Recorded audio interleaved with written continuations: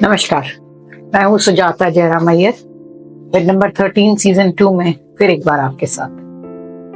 वो हमारे घर के पड़ोस में काम करती थी। उम्र होगी करीब 35-37 साल की। उनके घर में कई सालों से, करीब 8-10 सालों से काम करती थी और घर का पूरा पूरा संभालती थी। अंकल आंटी दोनों ही घर में अकेले रहते थे, दोनों बच्चे बाहर थे और वो उनके घर में करीब 10-15 साल से काम करती थी। खाना बनाना, घर का देखभाल करना, she was more of a home care taker, सब कुछ करती थी। काम में बड़ी स्लो थी, पर जो भी करती बहुत ही, मतलब जिनको कहता है नीट एंड क्लीन, नीचे गर्दन करे। अक्सर वो अपने कामों में बड़ी दिखती और जब कुछ नहीं होता तो गार्डन में आकर रीत जो खाती दिख जाती मुझे। बस एक ही अजीब सी बात थी उनमें, जब भी कोई पुरुष मेहमान आता था या कोई मेहमान आता था जहां भीड़ होती थी, वहां वो घर से निकलकर हमारे घर के पीछे आकर आंगन में बैठ जाती थी। आंटी कभी कभी बहुत गुस्सा होती थी कि वैसे तो ये दिन भर हमारे साथ रहती, पर जब मेहमान आते हैं तभी इसको गायब होना होता है। और उसकी वो पिक्यूलियर आदत कई सालों से थी, तो आंटी भी इग्नोर करती थी क्योंकि बाकी सब काम तो वो बहुत ही अच्छे से करती थी, बड़ी लगन से, बड़े मन से, बड़े सलीके से काम करने वाली वो। शायद उसे भीड़ से कुछ डर लगता था। और मैंने एक और चीज उसमें नोटिस करी थी कि वो पुरुषों से खास करके बड़ा चिढ़ती थी, उनसे कभी भी अच्छे से बात नहीं करती थी। हमारे घर का माली, ड्राइवर, कुक, उन सबसे बहुत झिड़क झिड़क कर बात करती थी। हाँ ना में बस जवाब देती थी और बाकी उनको बहुत गुस्से में दिखती थी। मुझे समझ नहीं आता था कि इसका ये बिहेवियर कौन है। लोग भी कई बार आकर शिकायत भी करते थे कि हम ये अच्छे से बात नहीं करती है हमसे, हम लोग कितने प्यार से इससे बात करते हैं। मैंने उनसे कहा भी कई बार कि थोड़ी दोस्ती कर लो इससे, या कि नहीं वो बहुत चिड़चिड़ी है, बहुत नखरेला है, उससे तो बात करना भी बेकार है, वो तो सीधे मुंह बात भी नहीं करती। अक्सर जब 6 महीने के लिए अपने बच्चों के पास जाते थे तो वो अंकल आंटी के घर की देखभाल करती थी और जब खाली समय होता तो हमारे घर आ जाती।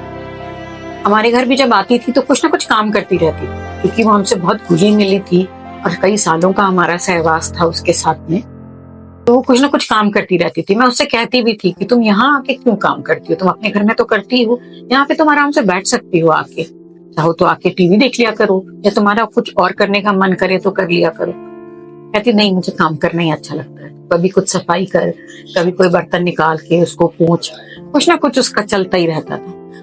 मैं भी इग्नोर कर देती थी। एक दिन जब मैं खाली बैठी हुई थी तो मैंने उससे पूछा कि तुम कहाँ की हो, कहाँ पली बड़ी, क्या हुआ तुम्हारे बारे में थोड़ा बताओ। तो वो एकदम से रोने लगी। उसने मुझसे कहा कि वो किसी सुदूर केरल के गांव की है।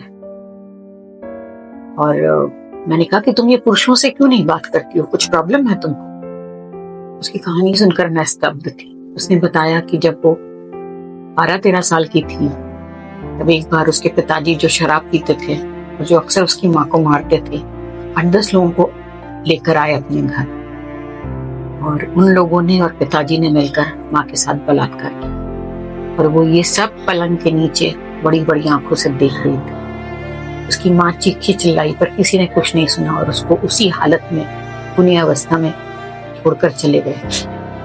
माँ 2-1 हफ्ते बाद ठीक हुई। माँ ने उससे कहा भी कि तू भाग जा, पर वो माँ को उस अवस्था में छोड़कर जाने के लिए तैयार नहीं थी। महीना बीता ही होगा कि एक दिन पिताजी फिर उन्हीं दोस्तों के साथ आए और इस बार शिकार बनी वो। माँ को उन्होंने घर में कहीं बांध दिया। माँ चीखती चिल्लाती रही और ये भी चीखती चिल्लाती रही, पर दोनों की चीखें किसी ने नहीं सुनी। और उसी अवस्था में लहूलुहान उनको छोड़कर वो चले गए। कैसे तो भी इनको पड़ोसियों ने अस्पताल पहुंचाया। माँ ने अस्पताल में ही लेटे लेटे से कहा कि तू यहाँ से भाग जा, ये तो तेरा ऐसा ये सब कांड फिर से होगा। वो भाग गई। जब वो भाग कर गई तो उसको किसी नन ने देख लिया और वो उसको एक ऑर्फनेज में लेके गए। 20-22 साल तक वो उस ऑर्फनेज में रही और फिर उसके बाद ये होम केयर वाली एजेंसी ने उसको हायर कर लिया और वो अंकल आंटी के घर में आकर रहने लगी। ये कहानी सुनकर मैं स्तब्ध थी। तब पुरुषों से चिढ़ना भी मुझे समझ में आ रहा था। मुझे समझ नहीं आ रहा था उसको मैं कैसे ढाढ़स बनाऊं। उसके जीने की जिजीविषा देखकर हैरान भी थी। कई बार हमारे बचपन के कुछ घाव कुछ भी करने पर भरते नहीं है। मैंने भरकस उसे समझाने की कोशिश करी कि आगे की जिंदगी तुम्हारी खुशहाल हो सकती है, पर वो सुनने को तैयार नहीं थी। तो पुरुषों से ही द्वेष हो चुका था। कहते हैं ना, कुछ घाव कुछ भी करो भरते नहीं है। शायद उन्हीं में से एक घाव उसका भी था। बस।